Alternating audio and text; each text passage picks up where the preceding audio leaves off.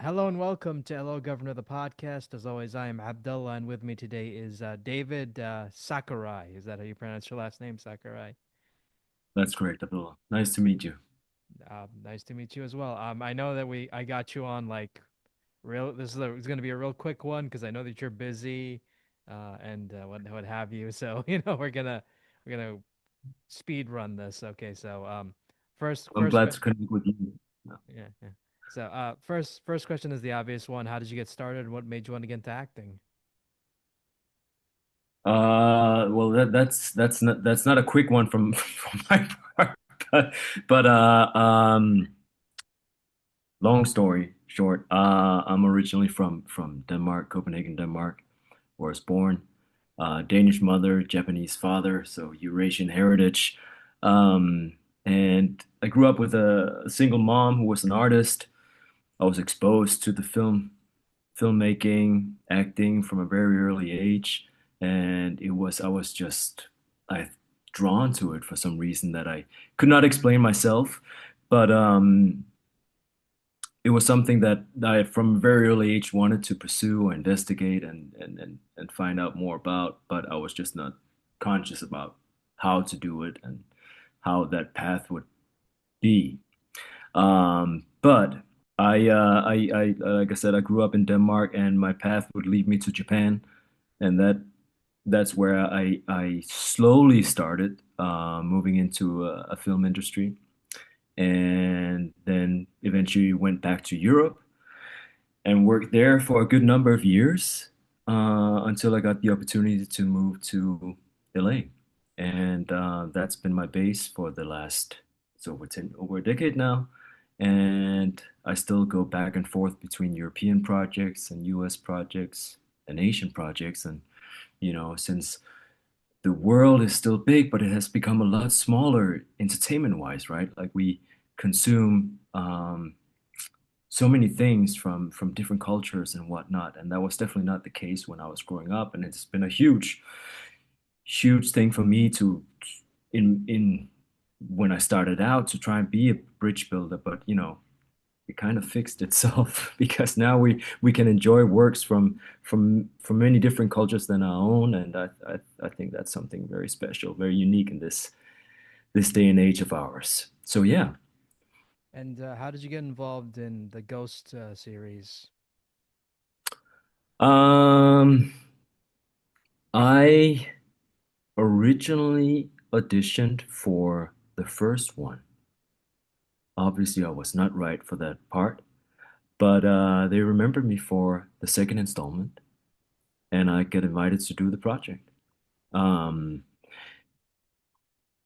to be honest, I was not a huge gamer myself, but of course I was aware of of Ghost because of the zeitgeist that it just hit, and also because of the cultural significance for me, especially being half Japanese, and that that's something that I've always been intrigued by, and having lived many years in Japan, um, you know, that whole history of the samurai heritage was something that was very, very special, and I thought they did amazingly well in the first game. So yes, getting the invitation to be part of the second installment was just yeah, that was amazing. And was the dragon the only character you auditioned for, or were you just brought in to do that role specifically? Um, it's a little bit blurry because when you get for my part, I got like kind of like a general text for something. It could be a character. I was not really sure who it was. Um, and then it became the dragon.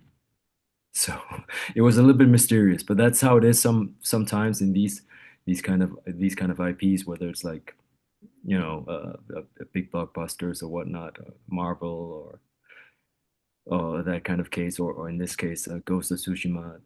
Then they keep it very secretive. So yes, I was very delighted when we everyone got to meet for the first time, and I was not the only one, but when I had my first meeting, it was actually our first work day to kind of get introduced to the team. I was not the only one, but I don't know who else it was, but let me just say I for sure hadn't got my character description yet, so it was still a mystery to me what I was doing there. I just knew that they had invited me to work on this project, but I did not know who was portraying. But it turned out that there had been some confusion, so they thought I knew who I was playing, but I did not. So I was very delighted. And what was it like working on a project that was all performance capture? It's great. I start I got my first performance capture job during the pandemic, and that's where I kind of stepped into that realm of the entertainment industry. So it wasn't completely new to me, but compared to the some of my colleagues on that project, I'm definitely newer. My main focus has always it was theater and then film and TV. So I still consider my rookie in that era, but yeah, I loved it. And the only thing I could immediately compare it with was being on stage again. Um, getting getting a good chunk of scenes for the day and then getting to perform it from start to finish. Yeah, it was fantastic and very inspiring working with the whole cast and the crew on this one, especially. And are there any aspects of the dragon's character you personally relate to? Because he's not a not a good person. Let's just put it that lightly. Well, I'm a son, I'm a brother. The brotherhood I can definitely relate to. We didn't have a chance to explore that that fully, but I think that it's kind of there. You get a hint of it, right? Like this protective brother, and his dragon's brother Spider keeps messing up, and he's the only one that's forgiving, right? Like and they will go through thick and thin together, those two, right? So that's something I can relate to, being having grown up with two brothers myself.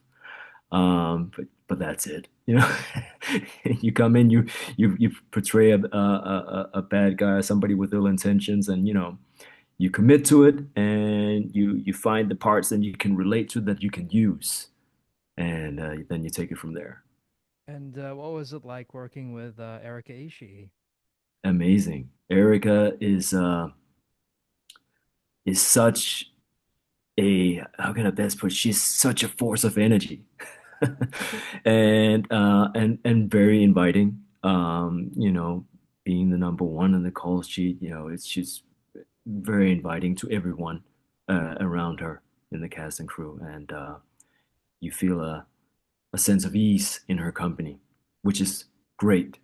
You know, when you play a supporting part and you come in and are not there all the time, but then you come in and then they're so far in the story, and then Eric is always there with welcoming, opening arms, and really carrying her role with you know with strength. So yeah, it was really great working with her. And when you did the boss fight, did you guys mocap the sword fighting, or was it just the cinematic parts of that boss I, fight? I wish.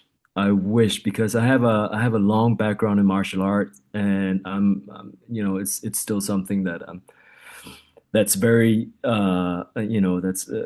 that's deeply rooted within me and part of my everyday existence and outlet.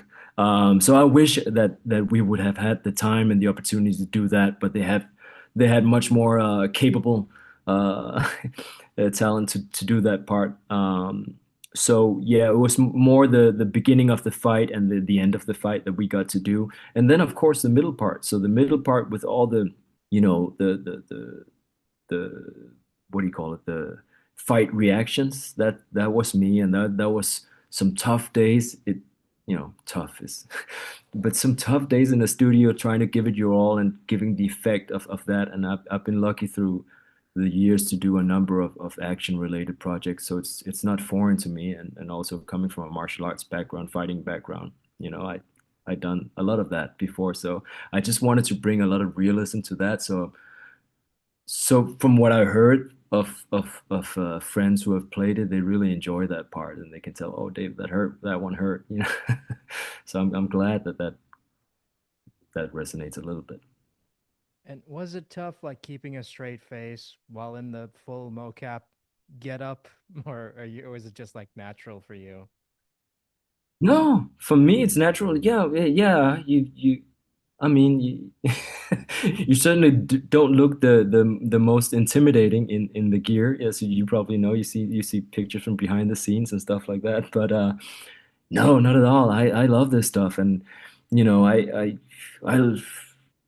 I don't love it, but I have done a lot of work with green screen and CGI involved and all of that stuff. And for me, it's just like playing again. I can just tap back into being a little kid again, playing with my friends in Denmark, and we were running around the forest acting ninjas and whatnot. So yeah, it's always something that's been come quite natural for me, and I still enjoy it. And then we have some great directors with us that can kind of create the world in words for us, and sometimes show us visuals of our surroundings are. And yeah, it's just a fantastic element to play. Look, a day doing something like that, it's not work. It's I love it so much. So yeah, I just grateful when I get an opportunity to do it. And do you watch any of the stuff you worked on, or can you not stand like watching yourself? Yeah, I'm not a huge fan of watching my own stuff, you know. Of course, when it's a bigger ensemble thing and you've come in and you're not the leading part, you know, then it's great to see everything that has been going on and to see and figure out if you're part of the puzzle helped and what you can do better another time and whatnot as a study. But yeah, I don't enjoy it that much. For it's different when it's something like this. I can kind of take myself out of it because it's so far from me. You know, the character doesn't look like me. He sounds like me, but in the video games I'm referring to. But yeah. But other than that, no, I guess it's a thing where you kind of look and you always go, ah, damn, I wish I'd done that or asked if I could do this or whatnot. So, but yeah, end of the day, you know, you're in the directors and the directing team's hand, and you know they know what they're doing. And seeing as these projects take years, well, like a project like this takes probably years to film and complete. When did you guys start filming this, if you don't mind me asking? I'm kind of curious now. Good question. Good question, because it's a little bit of a mix between projects for me. I have, like I said, between from for the last couple of years, I have done three games. That's kind of been a little bit mixed. So it's been in and out for me for all of those three. But I would say it's like 2 years ago, something like that, started. Probably. Yeah, I might be wrong. I just had on the private note, I just had a baby girl recently. She's 3 months old today. So everything is a little bit blurry for me these days. I can imagine it must have been weird when the game finally came out and it's like, hey, you can finally talk about this. And it's like, wait, that came out? Really? Did I do that? Yeah, yeah, no, yeah, absolutely. I yes, that is always that's always a strange case with with these kind of things, right? And then now we're allowed to talk about it, you know. And but yeah, and it's also great because then you can, you know, when it's well received, then it's great to share the experience and see people that are enjoying it and getting feedback. I've been getting a lot of feedback from this one. And that's just fantastic, you know. I'm so grateful for that. I'm so thankful for that. It doesn't happen all the time. It happens very rarely, and I know, you know, I've been doing this for a while, and you know, I've been lucky to be a part of a few projects in film and TV that generated great some good interest.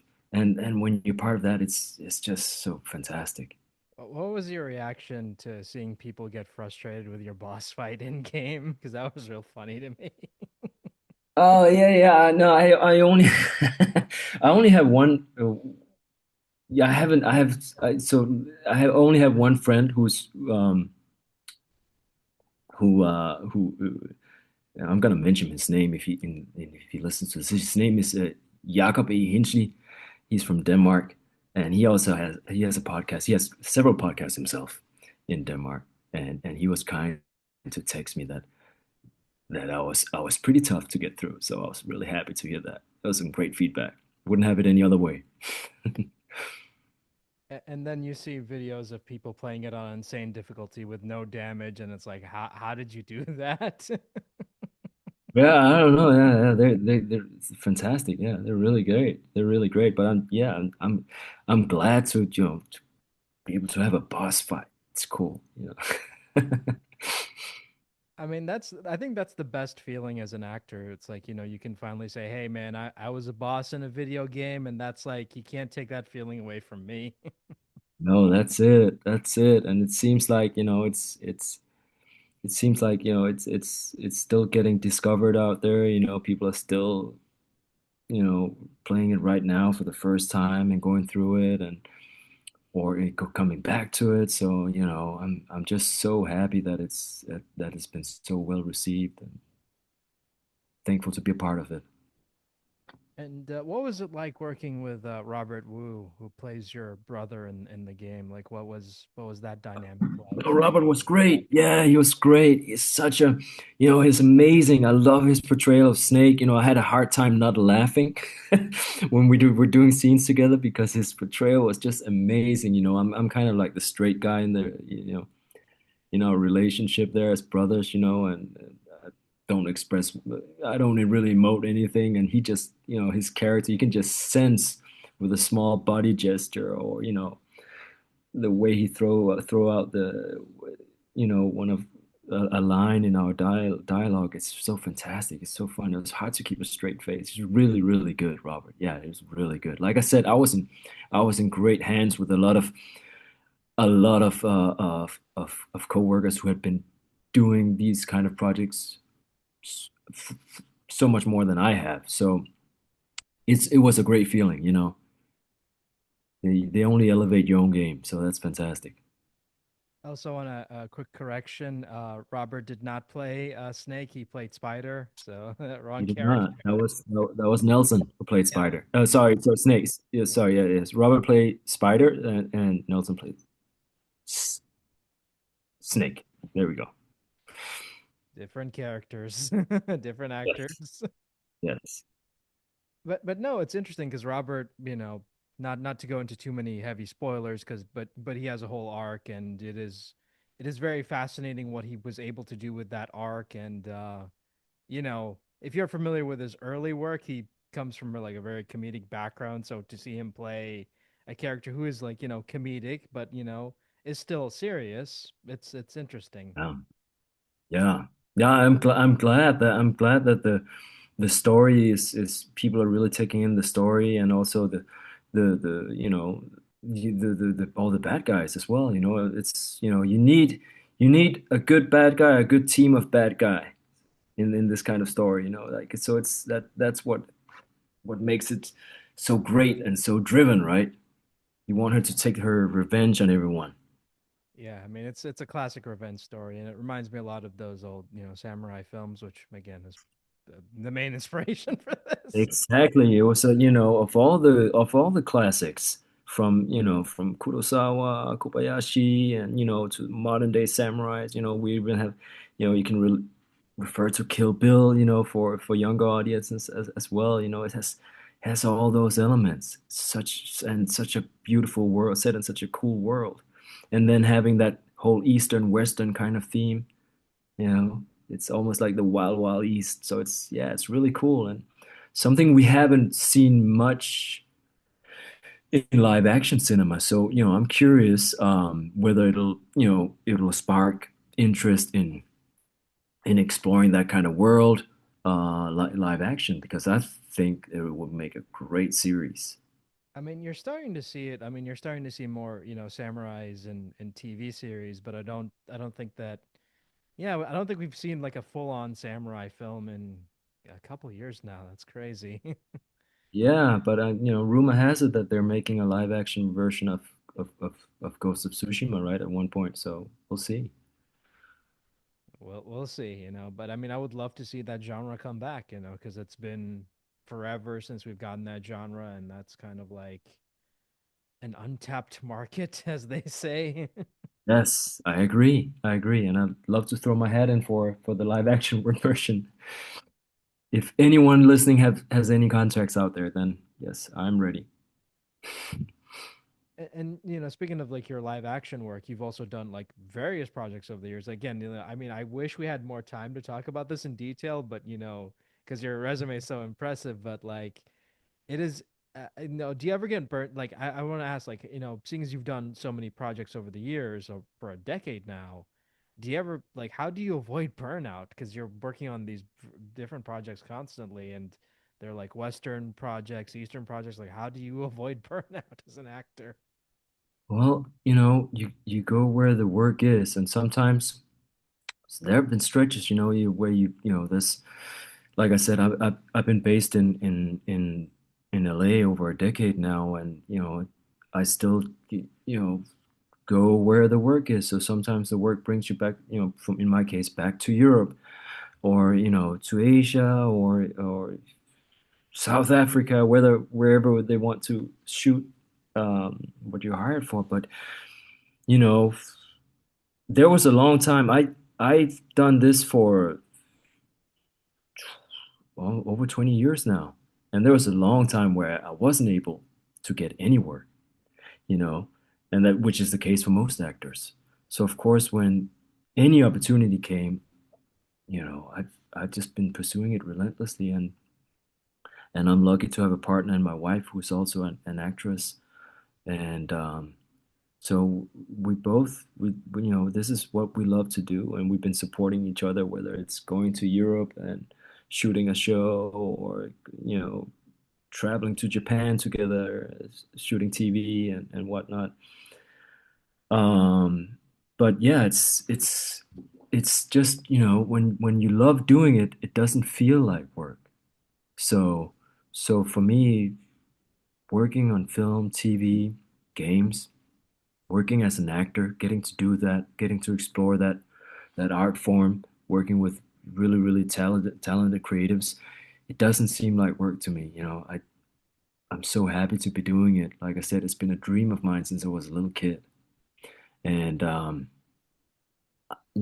growing up in Denmark, looking at samurai movies from, another part of the globe, or looking at US movies, action movies from Hollywood, I never dreamed that I would get an opportunity to do this myself, you know? So all I can say, like, this path has, it's tough, and it may look like you're busy all the time, but I will be honest, there are also times where there hasn't been any opportunities, and then you have to create them yourself.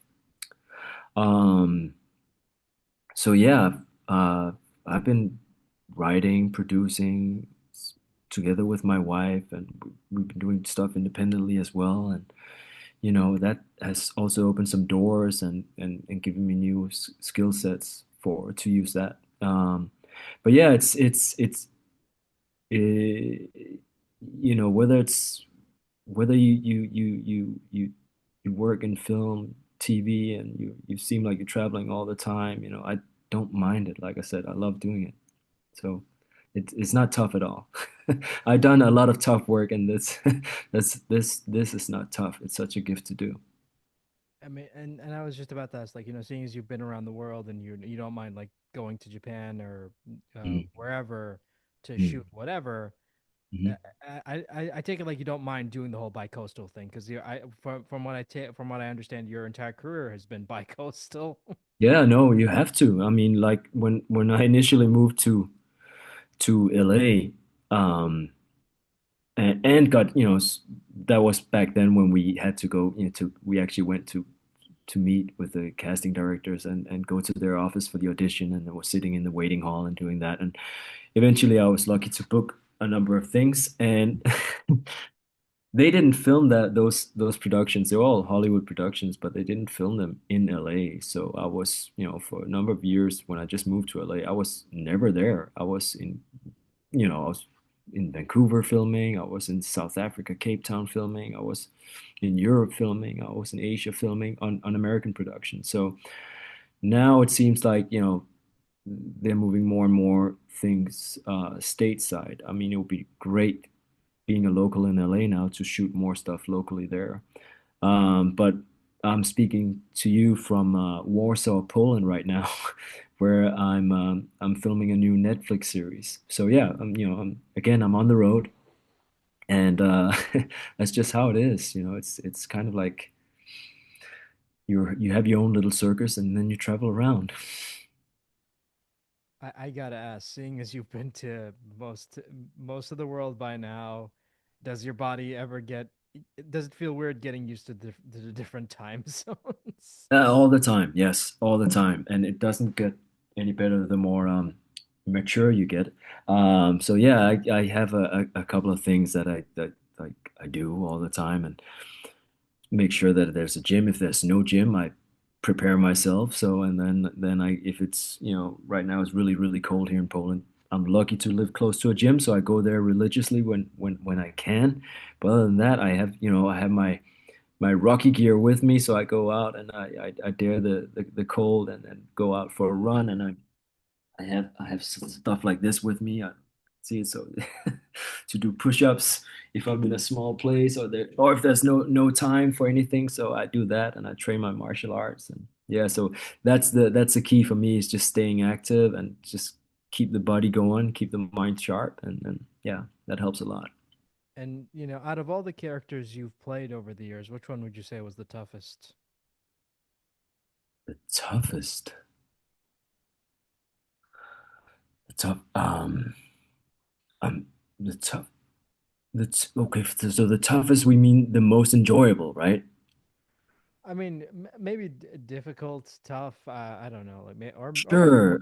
So there's stuff that can be emotionally taxing, Like I done a movie that has not come out yet, and it's actually a film I did with my wife, Christina. Um, and it's in post-production right now, so it won't come out just as of yet. And that was a heavy drama we shot in LA, and that was the toughest one. That was the toughest one. Not because we don't love working together. We love working together, and that's how we met. But emotionally and the theme of it, it's about loss, So without spoiling anything, it already has, it's a very dark theme. So that was tough. So I would say when the material is dark, tough, that can be emotionally taxing, but and it's also a challenge. And as actors, we love to challenge ourselves. That's how we get better, right? Um, and that's how, we can improve, and we can show different sides of us, show different sides of humanity that everyone, can see the full spectrum if that's what you want. But yeah, that was the toughest one yet. So we'll get that should, hopefully next year we'll have that ready by the end of next year. We can release that. But other than that, I've been lucky to do a lot of action stuff through the years. They are physically tough, but like I said, that's also enjoyable. So, you might go back home and you can hardly walk, or you wake up the next day and you're like, it's so hard to get out of bed. But once you're warmed up again and you're doing it and going through fight scenes and whatnot, it's so enjoyable. Yeah. And what was the most physically demanding role that you ever had to take on? Um, I just done a martial arts project called Ashes. I shot that just at the end of the summer in LA with the directors Malai Kim and who I worked with on Marvel's Iron Fist, and Michael Lehrer was the stunt coordinator. And those two guys, they're coming out with Mortal Kombat 2 very soon. So a little shout out to them. But yeah, man. So why I'm saying that is that I was in very capable hands. So I trained with Malai, the director, prior to that in a certain kung fu style called Bak Mei, and then we wanted to portray that on on this film project. That was tough. That was really tough. And I worked the lead guy in it. Spoiler: I play the maybe the villain of the piece, but the lead guy Terrell, he's an amazing action actor and martial artist, and just so incredibly fast. So I was really challenged there. It was really tough. But I love doing it, you know? I love doing it. And I did when I did Avatar: The Last Airbender, that was the same deal, you know? You get to fight, you get to do wires, but again, when you're in capable hands and they're kind of like rooting for you and motivating you and just you feel so inspired, you know, and you just want to do your best. So, yeah, I mean, you have to love what you do, otherwise, why are you doing? What are you doing? exactly. You gotta love what you do. And, you know, that's why every time somebody asks me, if, like, you know, it's a, hey, maybe I want to be an actor or maybe I want to do this. I said, if it's only maybe for you, don't do it. You know, this is one choice of a living that you really have to love to do. Otherwise, it's definitely not worth it. Yeah, definitely. Because, especially with your case where it's like, yeah, I want to get punched in the face for a living. Yes, yeah, punch me in the face.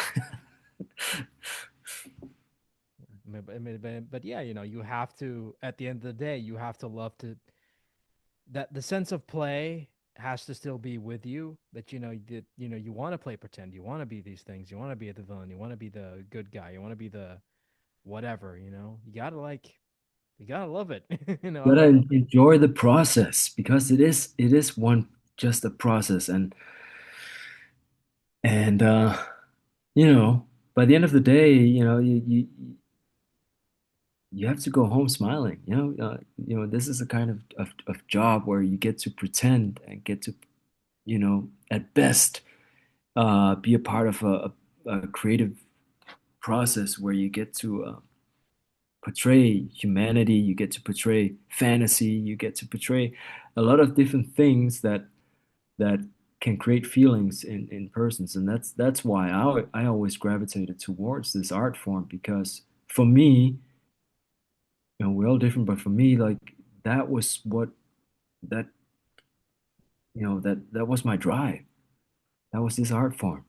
You know, that's what could motivate me. That's what inspired me through tough times. Um, that was what was comforting for me. Um, and still to this day, it's such a big part of my life. Yeah, that's good to know because, like you said, there are going to be slow times. There are going to be times where we're not booking much, and you got to get off your ass and do your own stuff to to pay the Yes, you have bills. to. You have to. And when you look around, when you investigate the greats for me were always the ones that did that, you know, that weren't waiting around, but that took opportunities and created their own opportunities. Um, so that has been inspiring for me, and to this day, you know, like that's what drives me every day. Is like, okay, what kind of stories would we like to tell? Yeah, definitely. And before I wrap this up, because I know that because we're close to getting on time here, so before I wrap this up, can you give us an update on what you're currently working on and where can people find you online? Online, I'm most active on Instagram at David Sakurai. And what I'm working on right now, like, so I just finished that film Ashes, and that's coming out hopefully soon. It's gonna be a great martial arts film by a great team, and I'm really looking forward to see what they have done with the work that we did. And I got a film that I did with my wife Christina Corsall. It's called Undead, and that will also come out sometime next year. We're still in post-production on that one. And that will be, it's more of an art film throwback to the Danish Dogma 95 movement, kind of a tribute, homage to that style of filmmaking. And then right now I'm in Warsaw. I can't say much about it. Only you will find it on Netflix. And when it comes out, I'll be sure to scream loud on my channel. That's the worst feeling ever when you're working on something big and you're just like, I want to talk about this, but then you're like, no. Yeah, yeah, I can't. I can't. But it's great. And I can say it's a great, it's really great. And again, I'm challenged, but in the best way. When you're challenged, that's a great thing. That's good to know, and I'm glad that you're, still doing what you love, and I'm glad that you're still working, especially Thank you after, so, thank you so much. yeah, I mean, I love it. I love, seeing working. I love, look, man, the best feeling for me is just like seeing actors who love what they do continue to work. Because a lot of times you can look at the hardships and you can be cynical, but I'm glad, you didn't become a cynical bastard after. Not at all, not at all. Like I said, I just had a baby girl, and I want to be a good example for her and show her that, she can pursue whatever her dream might be when she grows up and just, you know, be passionate, you know? So, so now I'm super passionate about getting to be a father right now and getting to getting to take care of my family doing what I love.